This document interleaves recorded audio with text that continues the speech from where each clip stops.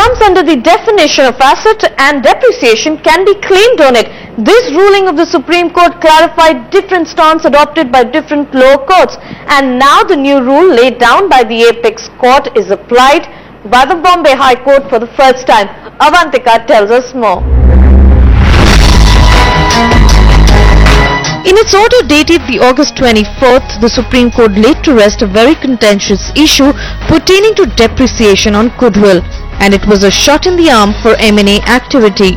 In a matter pertaining to SMIFS Securities, the Supreme Court held that goodwill would be eligible for depreciation. As we reported earlier, the Supreme Court order has set a strong precedent and opened the floodgates for other companies. Now, in a recent order, the Bombay High Court has applied the Apex Court directive. Right since the inception of the Income Tax Act in 1922, for 65 years, the position of law has been fairly balanced. In the sense, if someone sold his goodwill, there was no capital gains tax on it, and the one who acquired the goodwill would not get depreciation on it. This position lasted for 65 years, from 1922 to 1987. In 1988, the law was amended and goodwill became taxable. From 1988 to 1997, for 10 years there was an imbalance. That is, if somebody sold his goodwill, he would have to pay tax on it, but the one who acquired the goodwill could not claim depreciation on it. In 1998, the law was further amended, wherein Section 32 was amended to provide that intangible assets such as know-how, patents, trademarks and copyrights, and also business or commercial rights of a similar nature were held to be depreciable.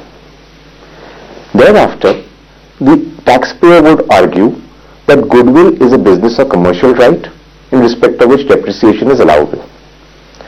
On the other hand, the department would say, no, it is not a depreciable asset. This litigation has gone on for about 15 years, from 1997-98. And after 15 years, with several conflicting views of several benches of the tribunal, this Supreme Court judgment has come as a breath of fresh air. The Supreme Court had held that goodwill is an asset that is eligible for tax depreciation. The Supreme Court also laid emphasis to put some clarity on what assets come under the broad framework of intangible assets. The order states that the expression asset shall mean an intangible asset such as know-how, patents, copyrights, trademarks, etc. Therefore, goodwill is an asset and depreciation can be claimed on it.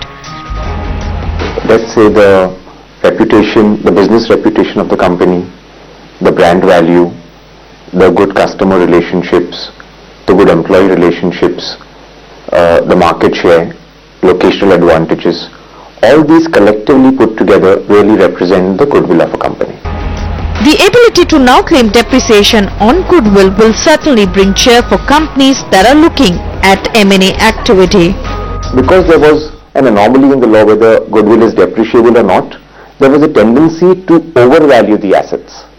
So let us say the purchaser of a going concern was paying an extra amount for goodwill.